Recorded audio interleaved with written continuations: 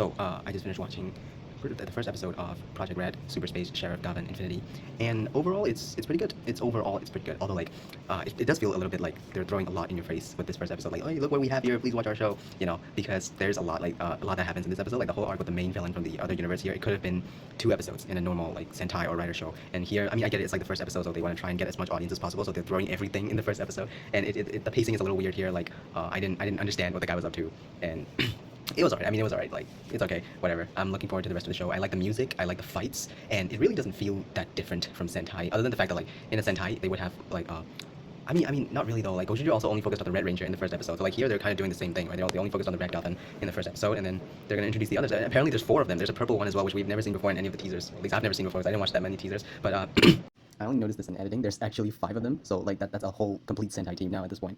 Yeah, and I've also been like watching the original Gavan show, and I've been enjoying it quite a bit. It gets a little bit repetitive. I'm at like episode 20 something now, and there are a lot of references to the original Gavan here, like with the Gavarion and the whole like lightsaber finish thing, and like the Jochaku thing, and even like one of his sidekick girls, like she does the laser something. She says laser something, and like she transforms into a bunch of particles. Like, it's just like Mimi from the original show where she transforms into a bird. But yeah, like I like that, like a lot of references to the original Gavan. But also like I really hope they don't continue doing this in the other episode. Like the fact that whenever he transforms and then they give you a segment explaining how he transformed, like that was like in every episode of the original Gavan, and it annoys me every episode. And they're doing it here, but like I hope it's just like paying homage to the original, and I hope it doesn't continue on for future episodes because it's gonna get really annoying really fast. So yeah, I think that's about. Oh, and also like at first I found it interesting how like the monster of the week weren't really monsters. It's just humans with certain powers. Like the first guy he fought was like an alien that looks like a human, and then an actual monster popped up. So like never mind. I guess the monsters of the week are still monsters of the week. But yeah. Overall, I had a good time with it. But like I don't know how newcomers will feel about it because it kind of feels a little bit like very toku heavy.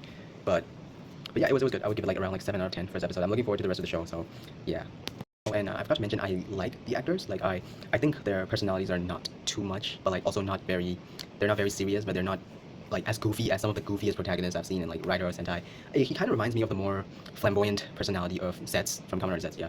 So yeah, I like that. Like he has a playful side, and he shows in this episode that he can also do dramatic acting, which I really liked.